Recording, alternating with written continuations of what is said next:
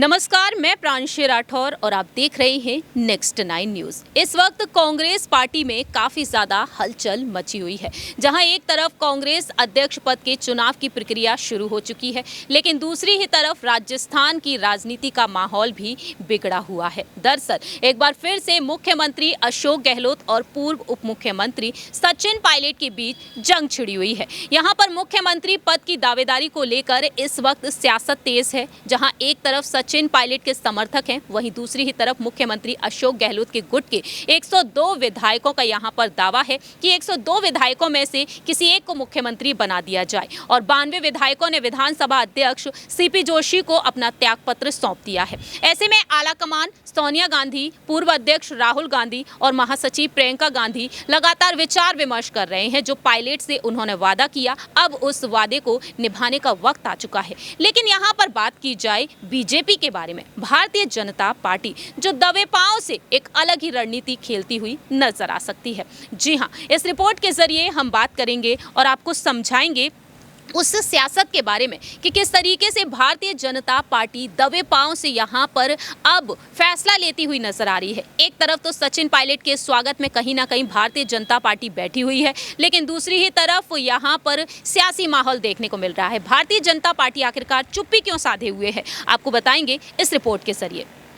राजस्थान की राजनीति इस वक्त पूरे ही देश भर में चर्चा का विषय बनी हुई है। कांग्रेस खेमे में इस वक्त काफी ज्यादा कलह देखने को मिल रहा है। दरअसल मुख्यमंत्री अशोक गहलोत और पूर्व उप मुख्यमंत्री सचिन पायलट के बीच जंग छिड़ी हुई है। इंतजार है कि आखिरकार गहलोत गुट के 92 विधायकों पर क्या फैसला सुनाती हैं आलाकमान सोनिया गांधी। क्या वाकई में अब गांधी परिवार सचिन पायलट को मुख्यमंत्री पद का उम्मीदवार बनाएगा?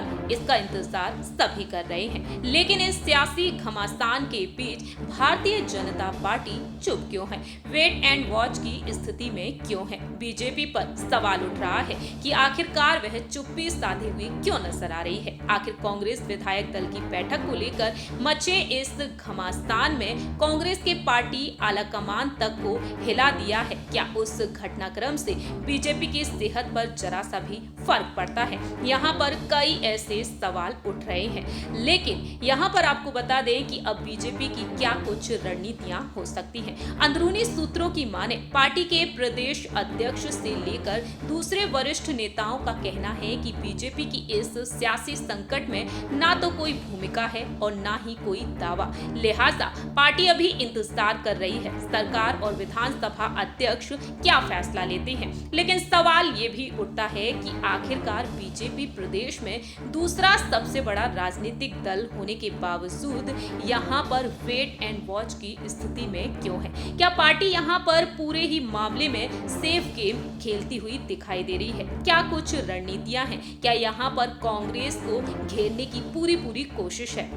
दरअसल इस चुप्पी को लेकर अब अलग अलग दावे किए जा रहे हैं। आपको बता दें, भारतीय जनता पार्टी चुनावों के लिए अब पूरी तरीके से तैयार है। बीजेपी के प्रदेश अध्यक्ष से लेकर नेता प्रतिपक्ष और उपनेता और जिला अध्यक्ष का दावा है कि साल 2023 में राजस्थान की सत्ता से कांग्रेस का सफाया करना है। पार्टी जनता के हितों के लिए आवाज उठाने का दावा करती है और सदन से सड़क तक संघर्ष की बात भी कहती है। और इसी बीच प्रदेश के मौजूदा राजनीतिक घटनाक्रम में बीजेपी के राजनेताओं की चुप्पी अब सवाल खड़े कर रही है। क्या वाकई में यहाँ पर अब कांग्रेस विधायक दल की बैठक को लेकर जो घमासान मचा हुआ है, उस घमासान ने कांग्रेस आलाकमान को तो अब हिला कर रख दिया है। लेकिन बीजेपी की क्या कुछ रणनीतियां हैं? क्या बीजेपी यहाँ पर दबे पांव से काम कर रही है? अंदरूनी सूत्रों की माने कांग्रेस का अंदरूनी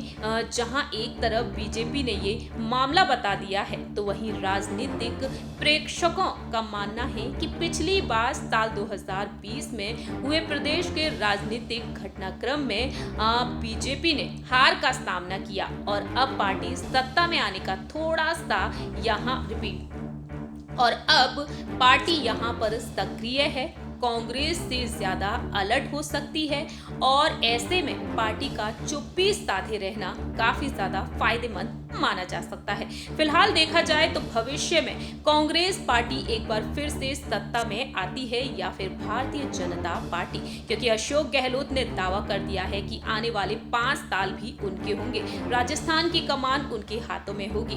वहीं दूसरी ही तरफ सचिन पायलट को लेकर ये दावा किया जा रहा है कि अगर सचिन पायलट को कांग्रेस खेमे में जगह नहीं मिलती है, किसी भी पद पर मुख्यमंत्री नहीं बनाया जाता है, प्रदेश अध्यक्ष नहीं बनाया जाता है या फिर राष्ट्रीय महासचिव भी नहीं बनाया जाता है, तो ऐसे में कहीं ना कहीं उन्हें कोई बड़ी और दूसरी जिम्मेदारी दी जा सकती है या फिर यहाँ पर सचिन पायलट के बगावती सुर भी देखने को मिल सकते हैं। या तो वह 18 विधायकों के साथ खुद की पार्टी का गठन कर सकते हैं या फिर वह बीजेपी की तरफ रुख कर सकते हैं, क्योंकि बीजेपी के कई नेताओं ने अब तक उनके बीजेपी में शामिल होने को लेकर कई बड़े रिपीट, क्योंकि बीजेपी के कई नेता उनकी तारीफ करते हुए नजर आ रहे हैं, उन्हें समर्थन दे रहे हैं और इस तरीके से सचिन पायलट को कई बड़े बड़े ऑफर भी मिल रहे हैं। देखना दिलचस्प होगा कि आखिरकार बीजेपी जिन दबे पांव से रणनीति बना रही है उनका क्या कुछ असर देखने को मिलता है।